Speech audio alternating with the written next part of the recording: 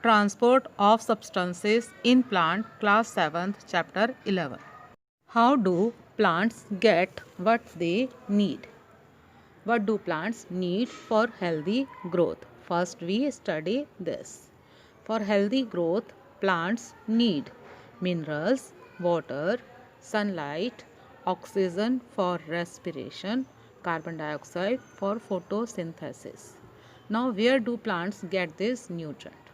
Like all organisms, plants have to get materials for growth from their environment. Plant must then get these nutrients to the part of the plant that needs them. How are plants adapted for transport? The structures of cells and tissues in different parts of the plants are adapted to allow transportation of essential materials. Children, look the pic of a plant. Leaves. The leaves are entry and exit point for the gases needed by plants. Plants need carbon dioxide and they also need oxygen at night for respiration.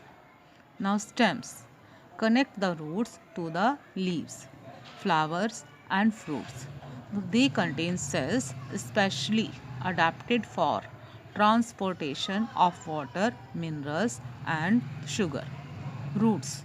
Roots absorb water and minerals from the soil. So these are the main parts of the plant which are adapted for transportation. Now the next question comes to our mind, which cells transports nutrients. Plants contain two types of cells adapted for transportation. These are xylem and phloem. XYLEM, it is called xylem, and PHLOEM, it is called phloem. Xylem cells transport water and minerals up the stem from the roots to the shoots and leaves. This transport occurs only in one direction, in upward direction. Phloem. Phloem cells transport sugars produced in the leaves up and down the stem to growing and storage tissues. The cells are arranged in plants as vascular bundles. Children, xylem and phloem. So they are arranged in the plant in the form of vascular bundle. Vascular bundle. So these are the specialized tissue which whose function is only for transportation. Both phloem and xylem form continuous system for transporting to the root stems and leaves different substances like water, minerals, and food. How is xylem adapted for transportation? Water and minerals travel in xylem vessels. Xylem vessels have thick cellulose cell walls strengthened by lignin. They are lined by lignin, a chemical substance. The inside of the cells is hollow. Xylem vessels are actually dead cells. In the different cells present in the xylem, only xylem parenchyma it is living. Xylem vessels transport water and minerals from the roots to the shoot and leaves. This transport only occurs in one direction, from roots to upper parts. The thick walls of the xylem cells also help to support plants. How is phloem adapted to transportation? Phloem it is made of columns of living cells.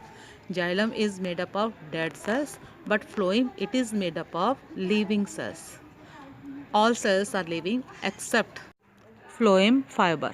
Phloem fiber is dead in the phloem tissue. They transport food in the form of sugar. Sugars are carried from the leaves to the growing and storage parts of the plant. This movement takes place in both directions, in upward as well as downward. Phloem cells are also called sieve tubes. The main component in the phloem tissue are sieve tubes. Cells are joined by small holes in the cell wall at the end of each cell, forming a continuous system. The end cells walls are called sieve plates. Phloem tissues transport food prepared by leaves to all parts of the plant with the help of sieve tubes, sieve plates, and companion cells. These are the active ingredients of the phloem tissues. Children, this fact we know all living things produce waste material, and these waste material have to be removed from the body of living organism. Now the question is, do plants also produce waste? Yes, all animals eat food to survive, and not all of the food can be used by the body. So eventually some will exit the body as waste. Plants are different from animals because they produce their own food. They are not taking in food from outside. They are producing their food by the process of photosynthesis. Does this mean they don't produce any waste? Oxygen is made during photosynthesis, but not all of it is used by the plant. So oxygen, it is a waste product for the plant. And how is it removed from the plant? So this is removed from the plant with the help of stomata. Children, in the last slide we have studied oxygen is produced in the plant in the form of waste products. Now, how do gases move in and out of plants? Plants use carbon dioxide during photosynthesis and produce oxygen. These gases move in and out of the plant through the leaves by diffusion process. When the concentration of carbon dioxide inside the plant is low, it will diffuse in from the air through pores in the leaves into the plant cell. And if the concentration of oxygen is high inside the plant, it will diffuse from the plant cells through the pores and into the air. So in this way, by diffusion process through pores in the leaves, the pores are called stomata. In the next slide, we will study about stomata. Children, in the last slide, we have studied leaves are adapted for diffusion. Now, how they are adapted for diffusion?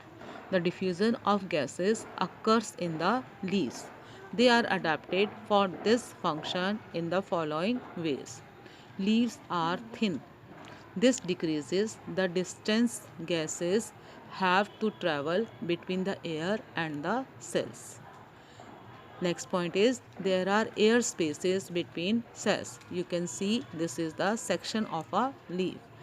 There are air spaces between the cells, empty spaces. So this increases the speed of diffusion from the air to the cells inside the leaf. Now there are lots of stomata, pores on the underside of the leaves.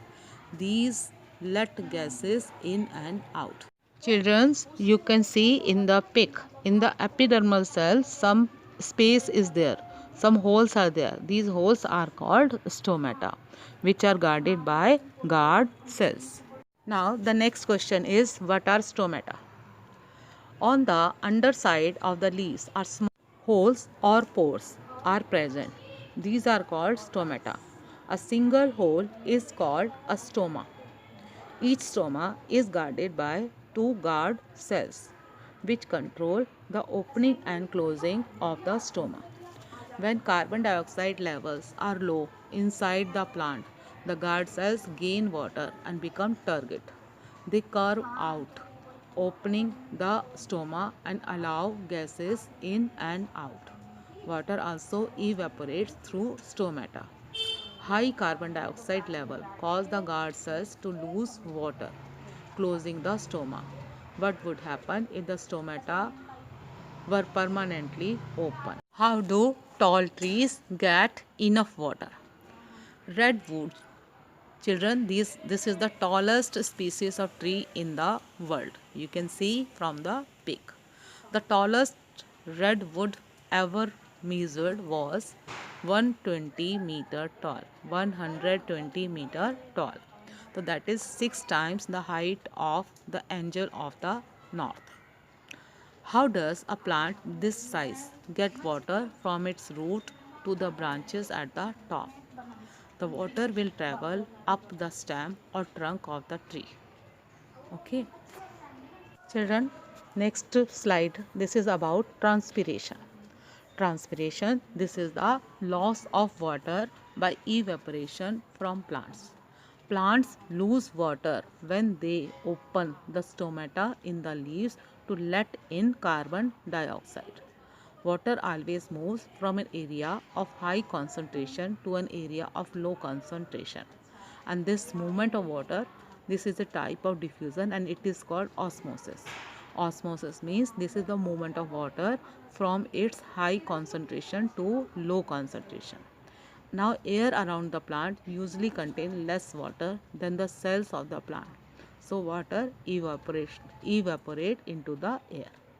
Now this although it may seem bad for plants they are losing water, but it is beneficial for the plants because of transpiration plants are able to pull water from the roots to the aerial parts without using any energy. This happens because loss of water from the aerial parts of the plant by transpiration creates a suction pull which pulls water upward without using any energy. How do minerals enter plant? Like water, mineral enter plant through the roots. However, they do this by different methods. Water passively diffuses with a concentration gradient from the soil into the roots and up the stem. Minerals are usually found in the soil in lower concentration than they occur in the plant. And why can they not be transported by diffusion? Diffusion cannot take place against a concentration gradient. Instead, mineral enters the roots by active transport and these active transports need energy. Children, we have studied minerals, they move in plants by active transport. Now, active transport uses energy from respiration to move substances against a concentration gradient. Specific minerals from the soil enter through channels in the cell wall of the root to hair cells. The minerals then travel around the plant in the xylem vessels. Plant may take up some minerals in the soil but not others. Children, transport of minerals take place by active transport.